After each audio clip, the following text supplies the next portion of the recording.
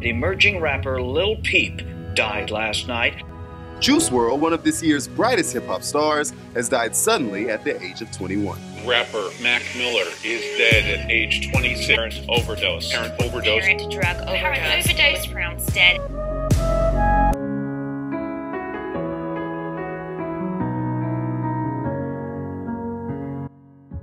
Drug use has always been a major element shaping the music industry, with one of the earliest references to marijuana dating back to the early 1930s. However, in the 21st century, a worrying trend in music has begun, a trend involving the abuse of prescription medication. A study conducted by the Australian family physician showed that in Victoria alone, opioid and benzodiazepine-related overdoses were significantly higher than those caused by illicit drugs and alcohol. These statistics have been reflected in the music industry over the last 2 decades, with prescription drugs being referenced at a new high. So what has happened in this time to make prescription drug abuse so prevalent? People abuse benzodiazepines and other prescription drugs such as opioids because they essentially cause changes in the brain that result in pleasure. And this is how addiction happens. I think now people are more likely to go and get a prescription for, say, anxiety, depression as compared to 20 years ago when there was a stigma attached to mental health.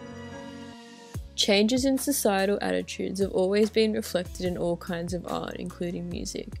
Musician Jay Taj once said, "In hip-hop, our foundation is authenticity. We tell true stories. We champion on creating art that reflects the true nature of our surroundings." What's all this commotion?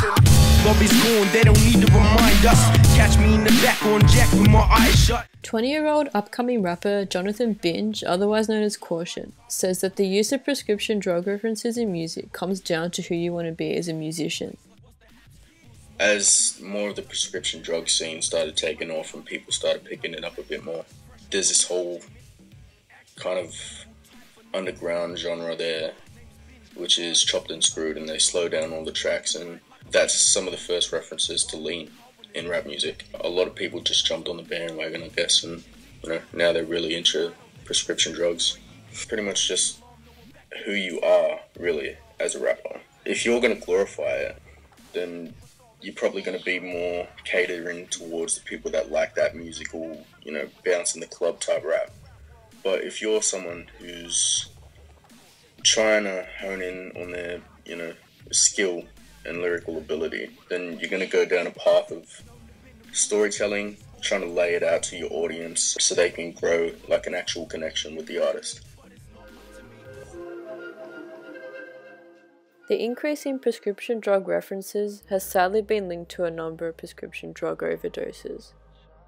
You hear it in the media all the time about people that have overdosed on multiple prescription medications. Generally, people are taking 2 or 3 medications when they overdose. This can be a really lethal combination. So benzodiazepines, which are used for anxiety, they slow down the brain. Opioids cause respiratory depressions. If you take that with alcohol, alcohol is also a CNS depressant. That slows down the brain. From an apparent drug overdose from Xanax. He posted a video on Instagram talking about taking 6 Xanax. Another photo showing him with pills on his tongue. Mac Miller's cause of death. This is just coming in.